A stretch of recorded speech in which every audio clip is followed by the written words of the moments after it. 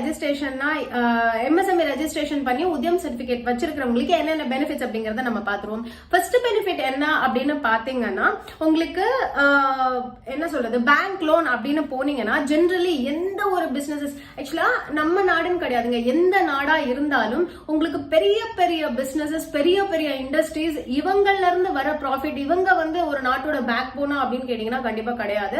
இந்த குறு சிறு மற்றும் நடுத்தர நிறுவனங்கள் இருக்கு இல்லைங்களா, இவங்க கிட்ட இருந்து வர அந்த எக்கனாமிக்கல் growth தான் ஒரு கண்ட்ரியோட எக்கனாமிக்கல் growthக்கே பெரிய சப்போர்ட்டிவா இருக்கு அப்படின்னு நம்பப்படுது. சோ இந்த எம்எஸ்எம்இ ஆக்டே இந்த மாதிரி குறு சிறு மற்றும் நடுத்தர நிறுவனங்களுக்கு சப்போர்ட் பண்ணணும்னு தான் கொண்டு வந்தாங்க. அந்த வகையில நிறைய பெனிஃபிட்ஸ் கொடுத்திருக்காங்க. அதுல ஃபர்ஸ்ட் பெனிஃபிட் தான் இப்ப நான் சொல்ல வந்தது. நீங்க பேங்க் லோன் அப்படின்னு போனீங்கன்னா ஜெனரலி கொலாட்ரல் இல்லாம உங்களுக்கு வந்து பேங்க் லோன் கொடுக்கவே மாட்டாங்க. கொலாட்ரல்னா என்ன அப்படின்னு பாத்தீங்கன்னா, ஒரு செக்யூரிட்டி, ஒரு ப்ராப்பர்ட்டியா இருக்கட்டும், ஒரு செக்யூரிட்டி இல்லாம உங்களுக்கு வந்து கண்டிப்பா பேங்க் லோன்